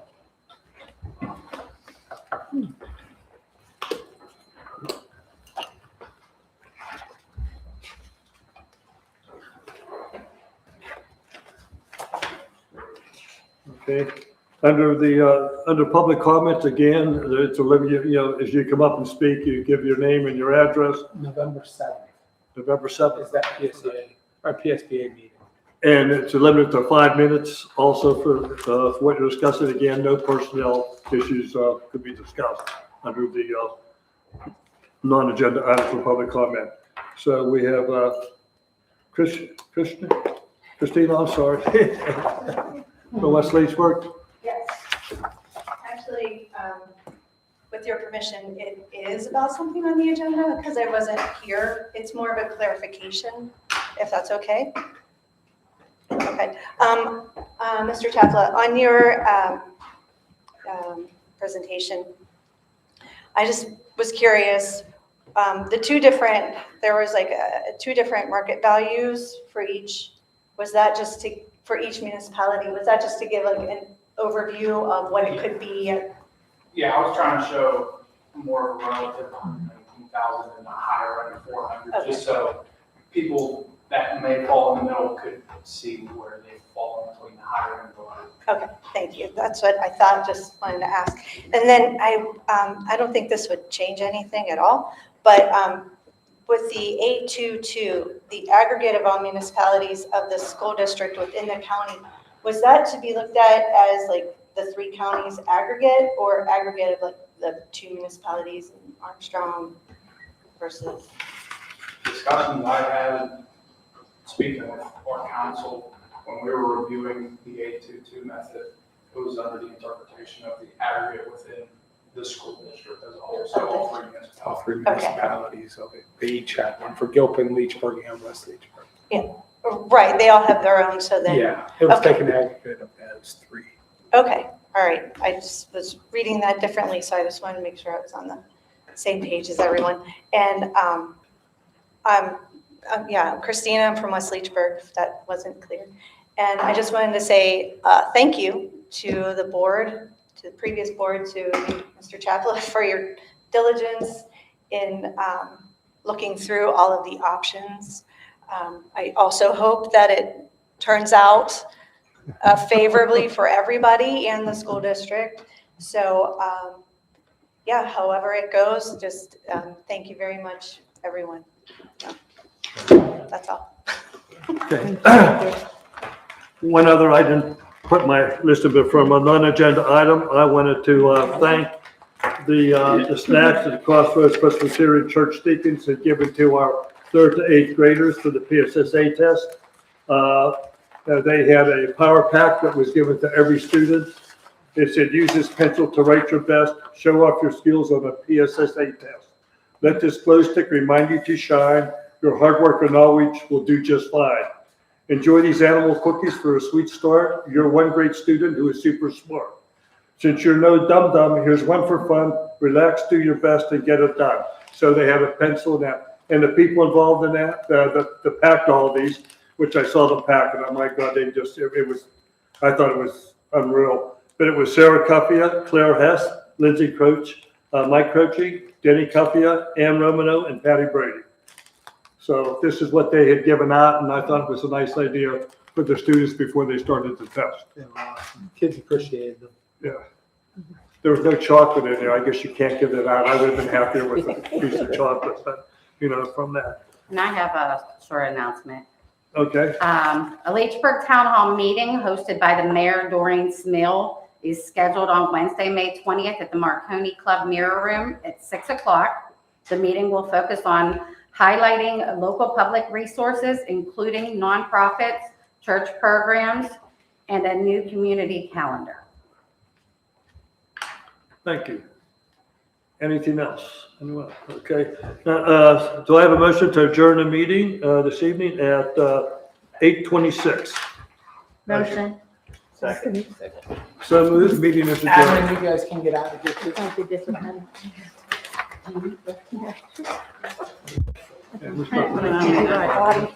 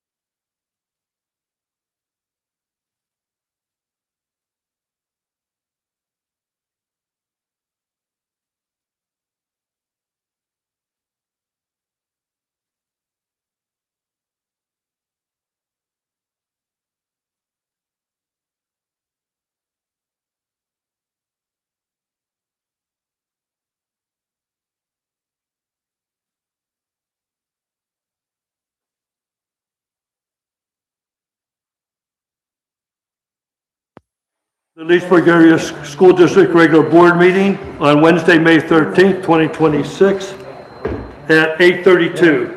Please stand for the Pledge of Allegiance and a moment of silence. I Pledge allegiance to the flag of the United States of America and to the republic for which it stands, one nation, under God, indivisible, with liberty and justice for all. Please be seated. Mr. Chapman, can we have a roll call, please? Mr. Watson. Here. Mr. Brady. Here. Mr. Knight. Here. Mr. Leffin. Here. Mr. Lovelace. Here. Mr. Pauls. Ms. Ryan. Ms. Stewart. Here. Mr. Bowman. Here. Okay. Do we have any public comments on agenda items? No? Okay. Good. We need, a motion is needed to approve the meeting minutes for the month of April 2026 as submitted. Motion? Second.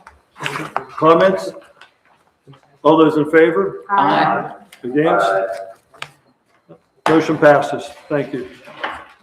Under the action items, under personnel, under 2025-2026 non-athletic supplementals, a motion is needed to approve the following 2025-26 non-athletic supplemental as submitted pending successful completion of all required paperwork and clearances. Kristen Martin, MSHS detention monitor. Do I have a motion? So moved. Second. Comments? All those in favor? Aye. Against? Sorry. Motion passes. Motion is needed to approve the following 2026-27 athletic supplementals as submitted pending successful completion of all required paperwork and clearances. Tyler Varga, assistant varsity football, paid. Sean Liotta, assistant varsity football, paid. Ryan Lightcap, assistant varsity football, paid. Dylan Cook, assistant varsity football volunteer. Brian Fulmer, assistant varsity football volunteer. Ryan Bowe, assistant varsity football volunteer. Bruno Tresco, assistant junior high football, paid. And we have a to be determined. Another one we'll add later. That we'll be adding for assistant junior high football, which would be a paid position. Blake Davis, assistant varsity soccer, paid. Sarah Cuffia, assistant volleyball, paid. Amy Tassone, assistant volleyball, paid. Ann Fisher, assistant volleyball volunteer. Ann Romano, assistant volleyball volunteer. Neva Vargo, assistant volleyball volunteer. Alicia Kamer, assistant junior high, cheer, paid. Dylan Cook, assistant varsity boys basketball, paid.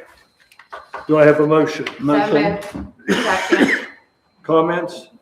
All those in favor? Aye. Against? Abstentions? I have to abstain. I have two daughters that are in here for volleyball. Motion passes. Thank you. A motion is needed to accept the retirement of employee number 515 effective August 26, 2026. Do I have a motion? So moved. Second. Comments? All those in favor? Well, she'll be missed. She said Yeah, I she want was to thank her for great- what she's yeah, done on that. She's a great para for us. I had her years ago in my classroom. Okay, I'm allowed to say the name now? Yeah. Okay, it is for Mary Ann Fellow, paraprofessional. I want to make sure. As I said, all those in favor, I'm sorry. Aye. And Anthony, against? No? Motion passes. A motion is needed to accept the furlough of employee 966 effective at the start of the 2027 school year. And the name on there? No name. Okay. So moved. Second. Comments? All those in favor? Aye. Okay. Under action items from budget and finance, a motion is needed to acknowledge receipt of the following financial reports and to ratify, approve the expenditures expressly set forth therein: cash receipts, profit and loss statement, food service expenditures, food service revenue, general fund expenditure, general fund revenue, general fund balance sheet report, student activity report, treasurer's report, check detail reports, financial dashboard. Do I have a motion? So moved. Second. Comments? All those in favor? Aye. All those against? Motion passes. A motion is needed to approve the payout of unused vacation days as submitted. So moved. Second. Comments? All those in favor? Aye. Against? Motion passes. Thank you. A motion is needed to approve the 2026-2027 Adelphi Education Contract as submitted. Motion. Second. Comments? All those in favor? Aye. Against? Motion passes. Motion is needed to approve the 2026-2027 Marquee Agreement as submitted. So moved. Second. Comments? All those in favor? Aye. Against? Motion passes. A motion is needed to approve the 2026-2027, the PIMS People Agreement as submitted. Motion. Second. Comments? All those in favor? Aye. Against? Motion passes. A motion is needed to approve the 2026 to 2031 WL Ronick Agreement as submitted. So moved. Second. Comments? All those in favor? Aye. Against? Motion passes. A motion is needed to approve the 2026-27 PA Pre-K Counts Partnership Agreement as submitted. So moved. Second. Comments? All those in favor? Aye. Against? Motion passes. A motion is needed to approve the Security Systems of America Agreement with retroactive approval of April 30th, 2026 as submitted. So moved. Second. Comments? All those in favor? Aye. Against?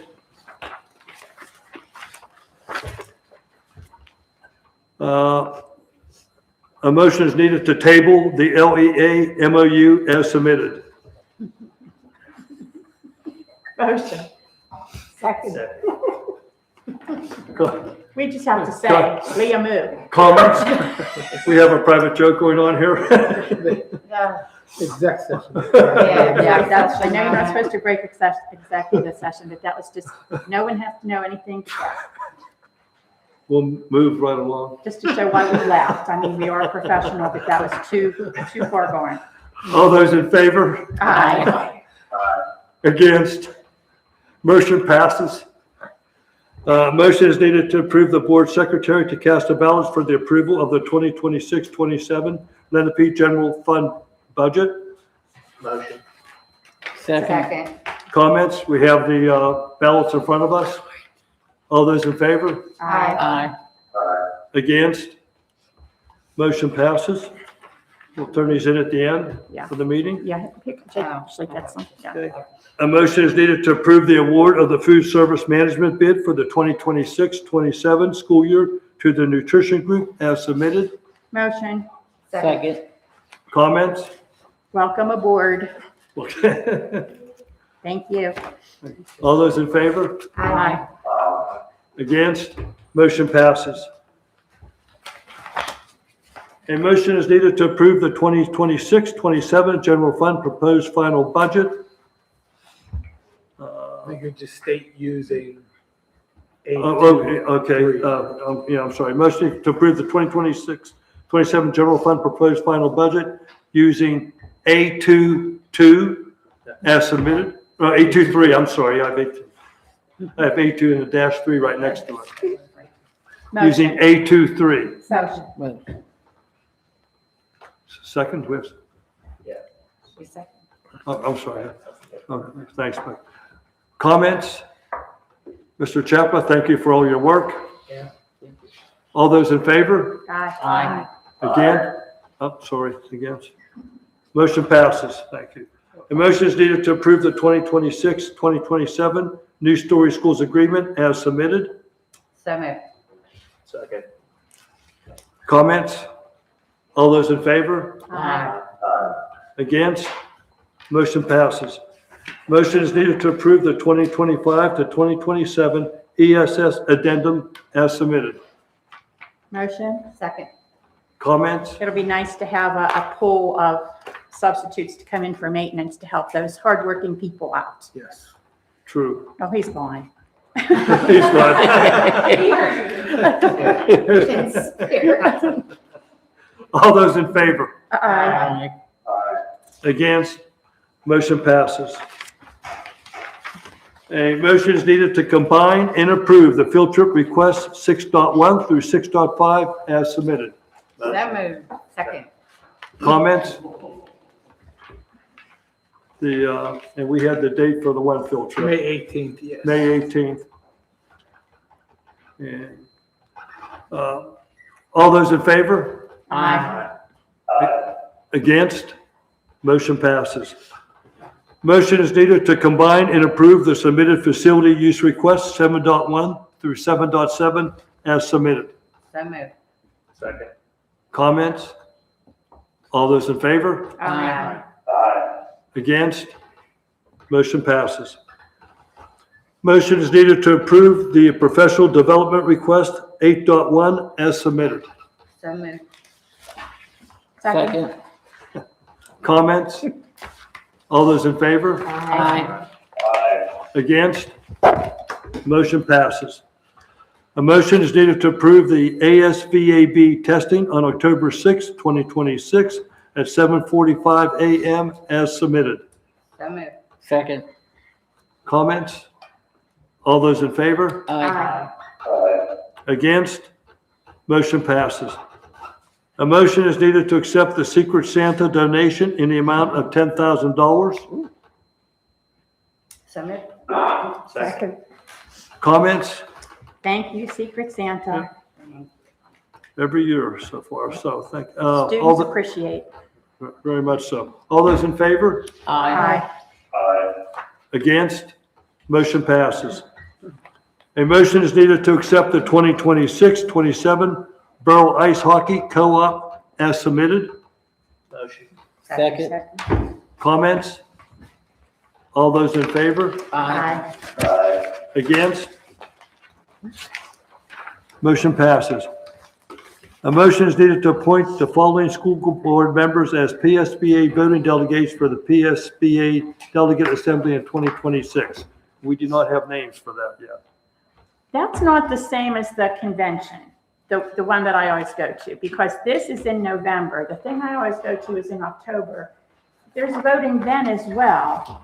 So I'm not sure if this is the delegate assembly, I believe is something else. I mean, I can vote in absent, like I can be a voter. I mean, I'll go to the one in October, and if it got moved to November, I'll go to it then. But this is in Maryland, I think. No, it couldn't be in Maryland if it's PSBA. I don't know what I read. I just had the letter here. Are we able to table this and put it on, The Delegates Assembly, April 3rd, Annual Association-wide Business Meeting, including platform bylaws, consideration, financial updates, and leadership election results. The 26th Delegate Assembly will occur fully in-person event on Saturday, November 7th, 9 a.m. at Cumberland Valley School District's Mountain View Auditorium. There's no virtual attendance option. I know why I thought it was Maryland, because Cumberland. Yes, and it says that your leadership have to- election results, so there'll be elections in October that are approved here. Right, I don't want to go to that delegate then. But nobody can vote, you can vote visually, virtually then. Yes. I don't think we've ever had anybody do this. I don't remember seeing, I'll look it up from last Yeah. time. We can table it. It's Yeah. not Done there. the other, but not- Yeah. I can wait and get some details on that. okay, do we have a motion to table the school board member selection for the PSBA Delegate Assembly in 2026? Motion. Second. Comments? We'll wait and get the information on it and see. All those in favor? Aye. Against? Motion passes. Public comment, non-agenda items? None? Announcement of the date, time, and place of the following meetings. A combined public works session, regular board meeting will be held at the Leechburg High School Library on Wednesday, June 17th, 2026 at 6:30 PM. Do I have a motion to adjourn the meeting? Motion. Second. Comments? It is at 8:46. All those in favor? Aye. Against? Motion passes. We didn't wait for Anthony on that. I think. Thank you all in attendance. Okay, how big? Let's fill our, we have to fill our form out for the benefit. Yeah. Today is May 13th. Jake will take it. Salad, Yeah.